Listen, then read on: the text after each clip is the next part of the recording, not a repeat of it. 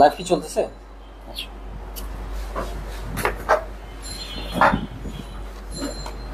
ওকে। হ্যাঁ, একটু কষ্ট করতে হবে আজকে, আমাদের ক্লাসরুমটা এঙ্গেজড। এখানে জায়গা না হলে একটু বাইরের দিকে বসতে পারেন, যেহেতু অনলাইনে কানেক্টেড থাকবেন।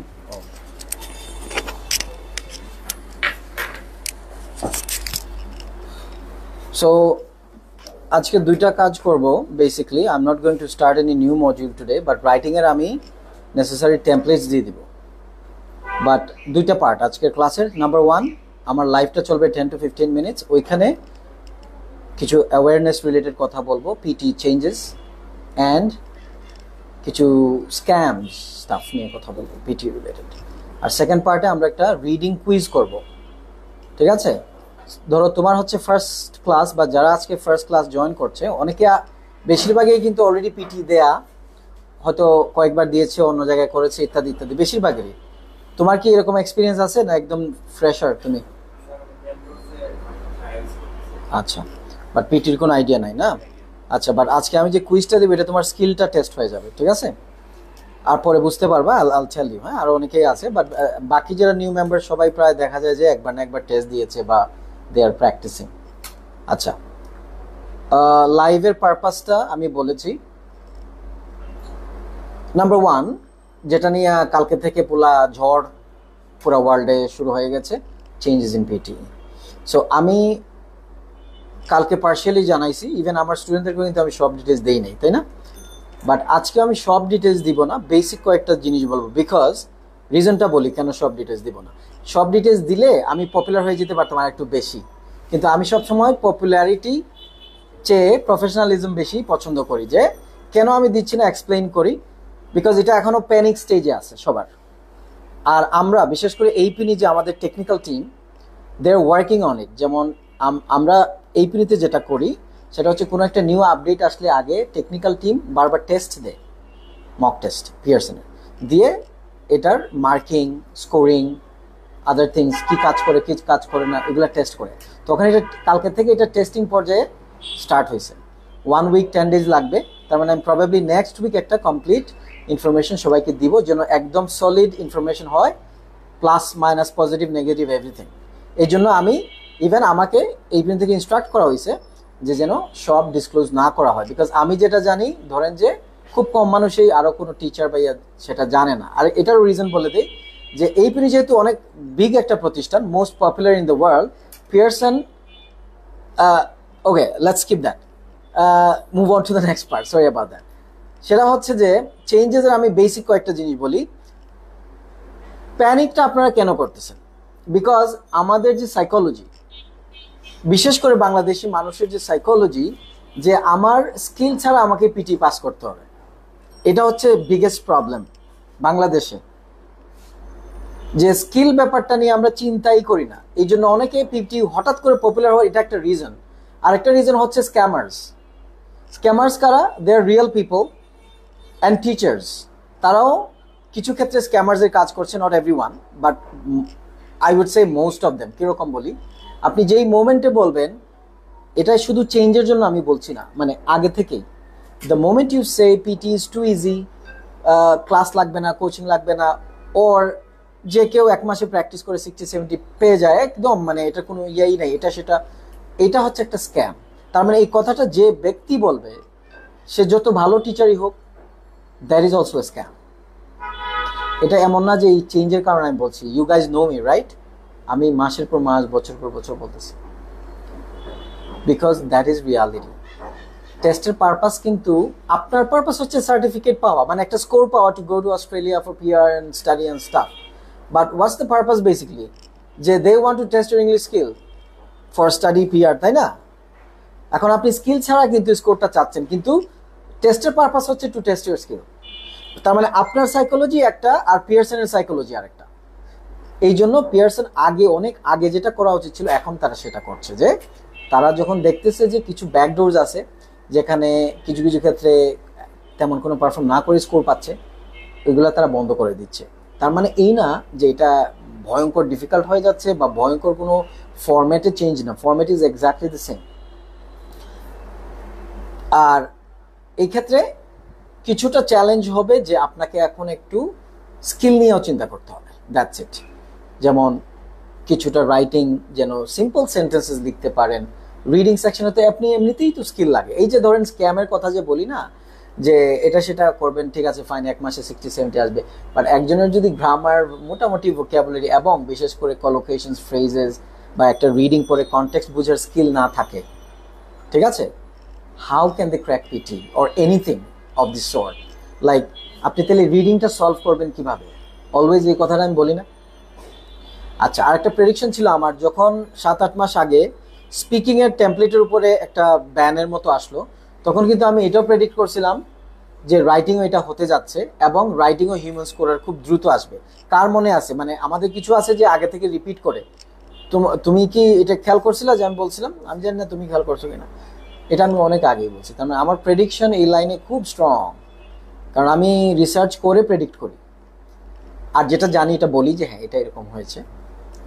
আচ্ছা, এখন অগাস্টের 7 তারিখের আগ পর্যন্ত কোনো সিট পাওয়া যাচ্ছে না।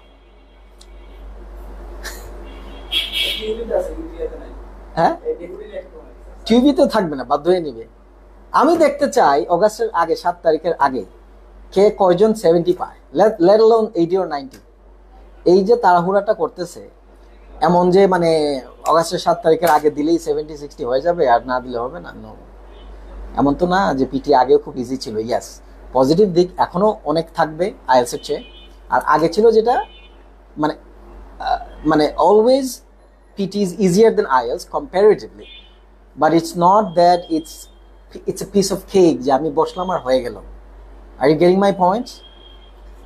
তার মানে এটা আগেও কিন্তু ছিল না যে আমি বসলাম আর হয়ে গেল, কিছু অ্যাডভান্টেজেস বেশি ছিল। এখন স্কোরিং সিস্টেম আপডেট করার কারণে ওই মানে অ্যাডভান্টেজ 2 নম্বরে অ্যাডভান্টেজ কমে যাবে, দ্যাটস ইট। জেনুইনিটির কোনো ডিফারেন্স নাই। For example, I took PT in 8.5 years back. আমি তো চিন্তাও করি নাই যে টেমপ্লেট, তখন তো এগুলা চিন্তাও ছিল না কারো, আমি চিন্তা করিও নাই। I had to test my genuine skill. 2023-তে তো একদম 6 লাভ template, but I took it in a natural way because that's what you should do. But I understand যে সবার ইংলিশ সেম না, তো ইংলিশ সেম না থাকলে ওই হিসাবে কাজ করেন, identify, assess your English level, work accordingly. In that sense, হ্যাঁ ওইদিকে একটু বসো। In that sense, আপনাদের এক একজন এক এক টাইম লাগবে। তুমি কি পিটিতে আছো শুধু, না ফুল মেম্বারশিপ? কেন, উত্তর দাও, ধরো মাইক নাও। কেন তুমি শুধু পিটি না করে ফুল মেম্বারশিপে আসো? ওকে, দেখা যাচ্ছে? এটা তো দ্রুত দ্রুত ফাস্ট কারণ। আচ্ছা, আমি জানি না কলের কারণে এটা ইন্টারাপ্ট হয়ে গেছে কি, কোন পটেনশিয়াল হতে পারে। গিভ মি আ মিনিট, আমি একটু ফেসবুক চেক করি। স্যার একজন মেসেজ দিতেছে বারবার, আবার কাটো কাটো কাটো কাটো।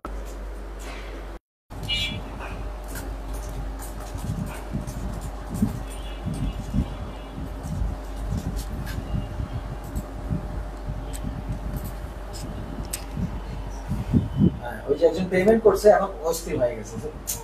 এটা দিলে বুঝবে না কেন? এনিওয়েজ, এখন কি রান হচ্ছে? স্যার লাইভ চলতেছে, মেসেজ দিতেছে। ওকে, না তাকে মেসেজ দিছে, আশা করি প্রবলেম হবে না। আর এই কাজটা আরেকজন করে পৃথিবীতে, সেটা হলো আমার আম্মা। ওকে, এখন বলো, তোমাকে একটা কোয়েশ্চেন করেছি যে you are not only PT program but full membership, যেটা আমরা বেসিক থেকে ইংলিশটা করাই, তুমিও তাই। তুমি আগে উত্তর দাও, কেন তুমি তাহলে শুধু পিটি করছো না? আমার গ্রামার স্কিল, তারপর স্পিকিং টেস্ট, এগুলো সবকিছু যেন আরো ভালো হয় এই জন্য। মানে এটাতে আমরা উইকনেসেস আইডেন্টিফাই করেছি, am I correct? তার মানে ওর ক্ষেত্রে she will be successful ইনশাআল্লাহ যদি আমাদের স্ট্রাকচার ফলো, কিন্তু ওভারনাইট না, not within 1 month, 20 days, or time লাগবে বেশি। ওকে ভাই, তোমারটা বলো, তোমার জার্নিটা বলো। এখন পর্যন্ত you are also full membership student, না? Yes sir. স্যার অ্যাকচুয়ালি যখন প্রথম আমি আপনাদের এই সেন্টারে আসলাম, আসার পরে আমাকে একটা টেস্ট করা হয়েছিল। প্রথম তুমি পিটি তে জি, আমি প্রথমে একদম ডিরেক্ট পিটিএতে গেছি। প্রথম ক্লাস করার পরে আমি বুঝতে পারলাম যে আমার মানে ফুল মেম্বারশিপ না নিলে আমার বেসিকটা ইমপ্রুভ হচ্ছে না স্যার। তখন আমি স্বইচ্ছায় আপনার কাছে আসছিলাম, আইসা বলছি যে স্যার আমার তো ইংলিশে খুবই দুর্বল, আমি কি করতে পারি? তখন আপনি আমাকে বলছিলেন যে আমরা তো ফুল মেম্বারশিপ আছে আমাদের, তুমি যদি এটা নেও তোমার ইংলিশ বেসিকটাও ডেভেলপ হবে, গ্রামারটাও ডেভেলপ হবে, তাছাড়া পিটি এর জন্য তোমার জন্য ভালো হবে প্র্যাকটিস করতে। তখন আমি ফুল মেম্বারশিপ নিলাম। এখন আলহামদুলিল্লাহ স্যার পিটিএ ক্লাসগুলো করতেছি স্যার। এটার উদ্দেশ্য কিন্তু এই না যে আমরা এই যারা দেখছে তাদেরকে ফুল মেম্বারশিপে ভর্তি করাইতে চাই। এটার উদ্দেশ্য হচ্ছে যে এটা বোঝানো যে এক একজনের এক একটা লেন্থ, এক একটা স্টাইলের প্রোগ্রাম লাগে। সবাই সেটা বুঝে না। অনেকে তো এটাই বুঝে না যে একটা প্রপার কোর্স করতে হয়, বিকজ ওই যে স্ক্যাম। হ্যাঁ, কোর্স কাদের লাগবে না সেটা আমি বলে দিই। যারা first of all number one English খুবই ভালো তাদের, অ্যান্ড তারা ইন্ডিপেন্ডেন্ট লার্নিংয়ে অভ্যস্ত। ইন্ডিপেন্ডেন্ট লার্নিং মানে নিজে রিসার্চ করে স্টাডি করে বের করে করতে পারে, এবং ইংলিশটা খুবই ভালো। এই জন্য দেখবেন অনেকে গ্রুপসগুলোতে পোস্ট করে it took me 20 days to crack PT, nothing big deal, because that person is good in English. ঠিক আছে, তার ওইটা আসলে মনেই হয় নাই যে ইটস এ টাফ জব, কিন্তু সে একটা রং মেসেজ কনভে করতেছে to the people who are very weak in English. এখন উইকনেস থাকলে তো আমি নট এভরিওয়ান ক্যান গেট 70। আমি এটা বুঝি না, সবাই যদি 60-70 পায় তাহলে ইংলিশ টেস্টের মানে কি? তাহলে সবাই খালি বসবে আর পাবে? এই চাপাবাজিটা তো সবসময় বলি যে আমার সুবিধাজনক ছিল, তাই না?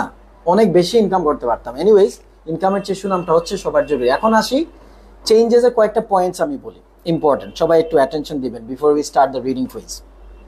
নাম্বার ওয়ান, কিছু কিছু টাস্ক এখন থেকে ডাবল মডিউলে মার্ক দিবে না, বাট আমি নাম এখন বলবো না।